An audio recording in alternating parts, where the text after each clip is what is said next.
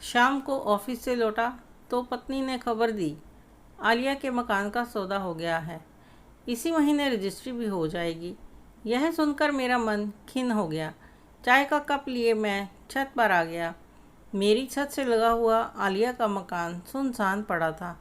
बहारों के मौसम में भी पौधों से लदे गमले सूखे मुरझाए पड़े थे।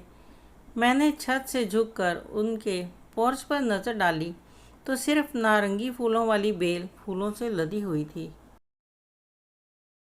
याद आ गया, पिछले महीने ही तो 25 वर्षीय आलिया ने अपनी बेहद नर्म आवाज़ से बतलाया था, राजू भाई, पूरे 2 साल हो गए इस बेल को लगाए हुए, लेकिन इक्का दुक्का से ज़्यादा फूल खिलते ही नहीं। इस बार नहीं फूल खिले तो काट दूंगी। यह सुनकर अम्मा बीच में बोल पड़ी, ना ना बिटिया, ऐसा ना करना। हरी बेल को कभी काटना नहीं चाहिए, पाप लगता है। खाद पानी डालती रहो, देखना।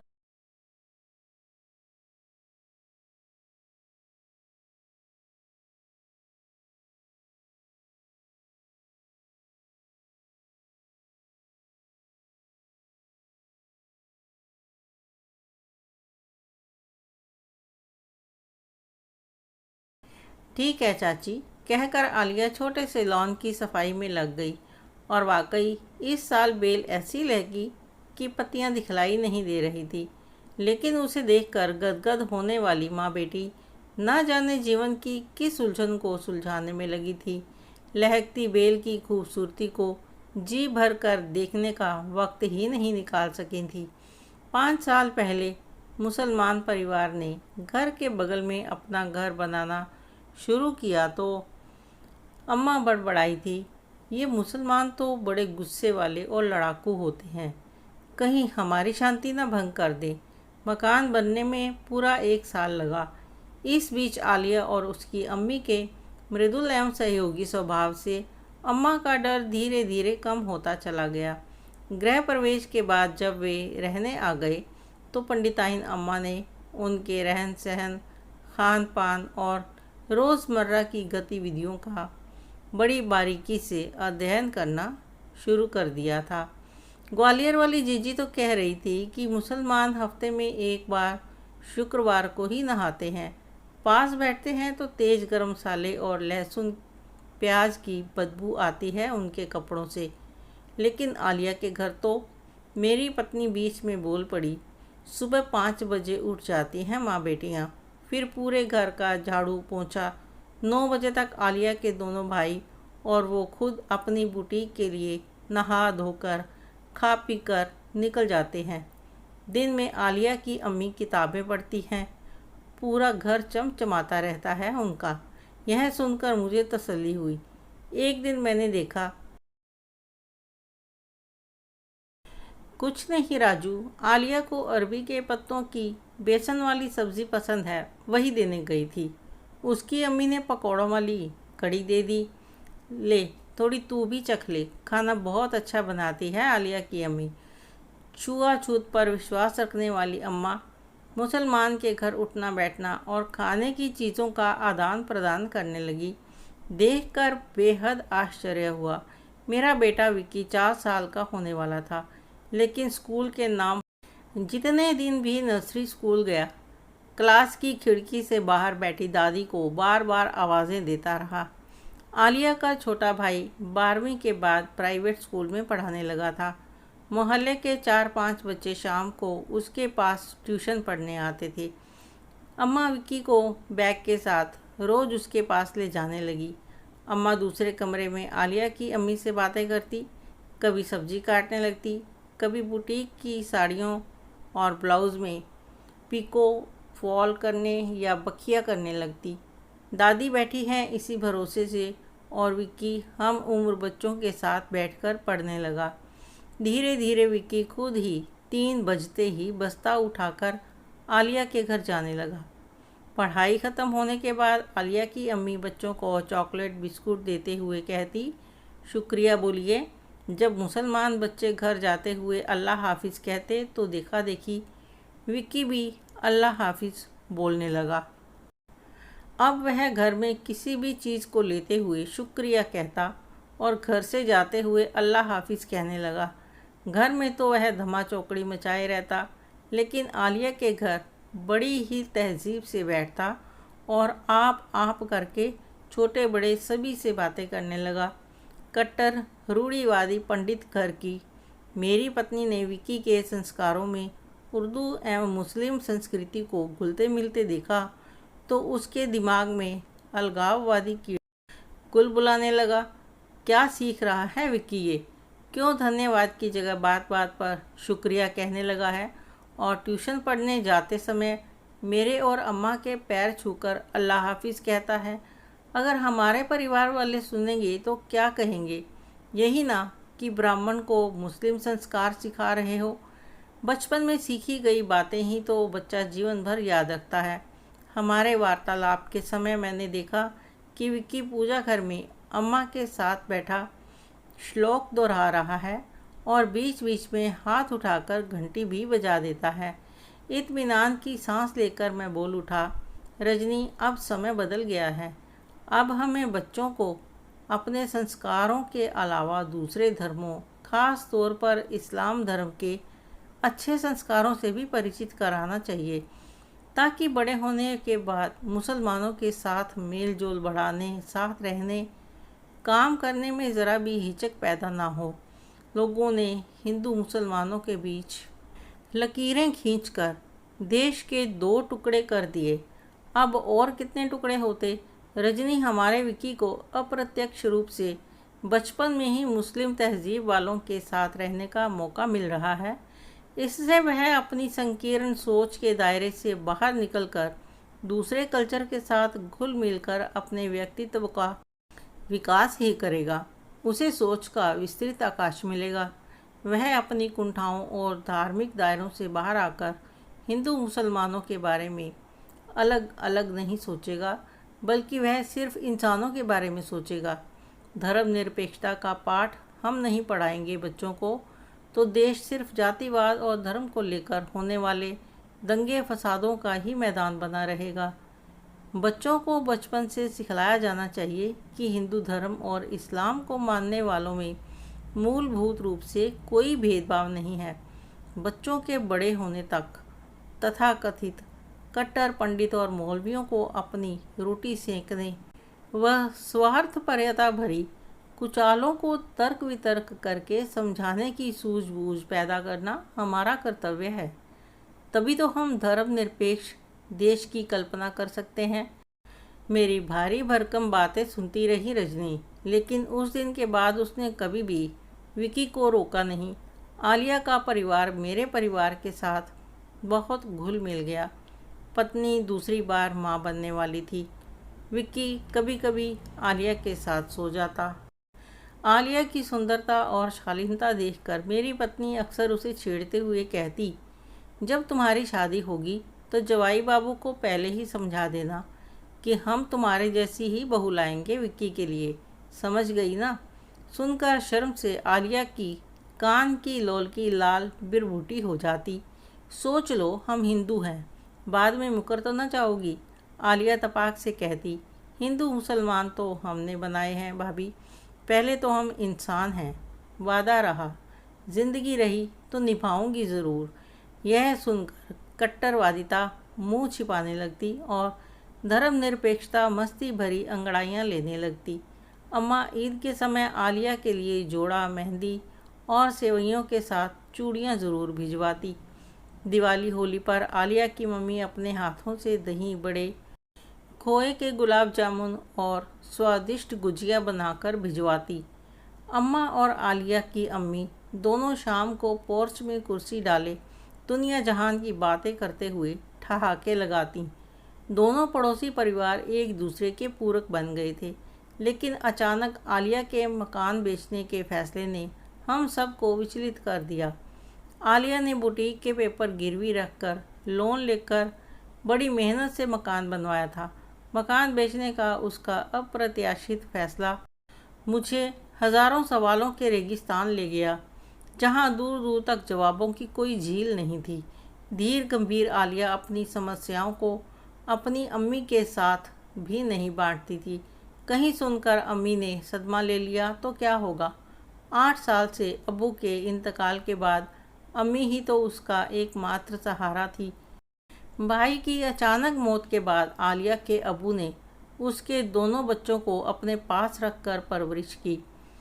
उनके मरने के बाद आलिया ने उनके कॉल को पूरा करने के लिए कमसिन भाइयों को अपने हाथ ही रखा।